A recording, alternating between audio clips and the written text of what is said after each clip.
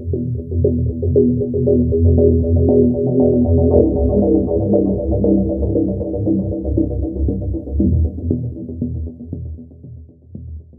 Joko Widodo berdiri di depan kamera dan meresmikan kereta cepat Jakarta-Bandung, hush, dengan senyum penuh kebanggaan, publik disuguhi gambaran tentang Indonesia modern, negara yang akhirnya mampu menandingi Jepang dan Cina dalam teknologi transportasi.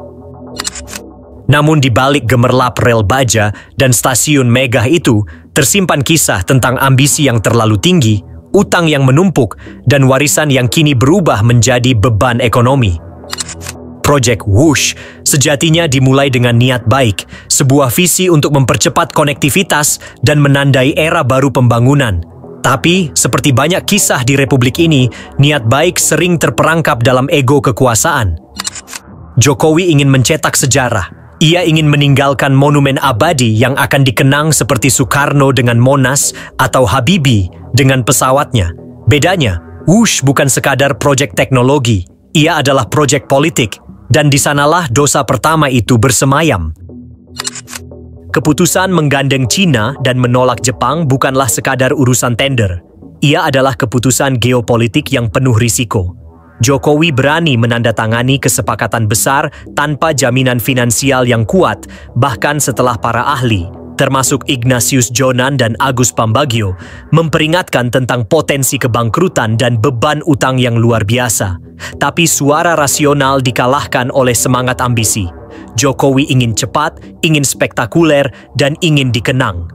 Ia lupa bahwa dalam pembangunan, kecepatan bukan segalanya, apalagi jika kereta yang dikejar ternyata menuju jurang.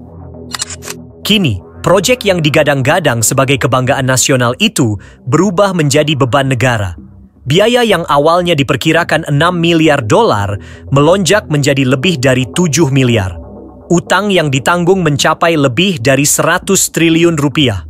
Pendapatan tiket jauh dari memadai, sementara bunga pinjaman ke China Development Bank terus berdetak seperti bom waktu fiskal. Dalam bahasa ekonomi sederhana, proyek ini merugi dan kerugiannya ditanggung rakyat. Yang lebih ironis, pejabat tinggi negara kini saling cuci tangan. Menteri Keuangan Purbaya Yudi Sadewa menolak menggunakan dana APBN untuk membayar utang proyek tersebut. Sebuah pernyataan yang terdengar tegas namun juga sinis. Karena sejatinya ketika BUMN yang menanggung utang itu terpuruk, siapa lagi yang akan menolong kalau bukan negara? Dan negara pada akhirnya berarti rakyat. Rakyat yang bahkan belum pernah naik, Whoosh akan ikut membayar tiket ambisi orang lain. Lalu datanglah pengakuan yang lebih tajam. Luhut Binsar Panjaitan, orang yang selama ini dikenal sebagai tangan kanan Jokowi, secara terbuka mengatakan proyek Whoosh sudah busuk dari awal. Pernyataan ini menggema seperti tamparan dari dalam istana sendiri.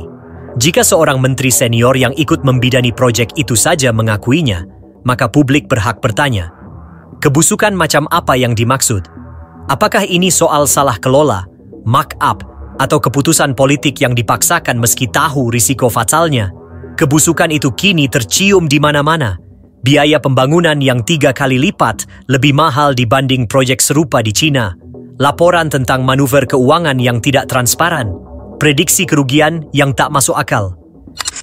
Mahfud MD pernah berkata, Jonan dulu dipecat karena menolak proyek ini. Sebuah kalimat yang kini terasa getir dan syarat makna. Karena penolakan itu, yang dulu dianggap penghambat, ternyata kini terbukti sebagai peringatan dini. Tapi dalam politik pembangunan ala Jokowi, suara kritis sering dianggap batu sandungan. Dan disinilah dosa kedua muncul, ketika pemimpin lebih mendengarkan gemuruh tepuk tangan daripada suara akal sehat. Kita bisa saja mengagumi niat Jokowi untuk membangun negeri. Tak ada yang menyangkal bahwa ia adalah presiden yang bekerja keras. Tapi bekerja keras tanpa arah yang benar hanyalah kerja keras menuju bencana. Whoosh mungkin akan tetap berdiri, tetap melaju, dan tetap jadi kebanggaan simbolik. Namun di balik itu, angka-angka utang akan terus menjerat ekonomi. Generasi mendatang akan menanggung beban yang bukan mereka ciptakan, dan rakyat akan belajar satu hal pahit, bahwa kemajuan yang dipaksakan seringkali lebih mahal daripada kemunduran. Kini, pertanyaannya sederhana namun pedih. Siapa yang bertanggung jawab? Jokowi, sebagai arsitek proyek ini, tak bisa mengelak dari tanggung jawab moral dan politik. Luhut, yang mengaku proyek ini busuk, juga tak bisa pura-pura cuci tangan. Dan Purbaya, yang menolak bayar utang, harus memastikan rakyat benar-benar tak dipaksa menutupinya lewat cara lain yang lebih tersembunyi.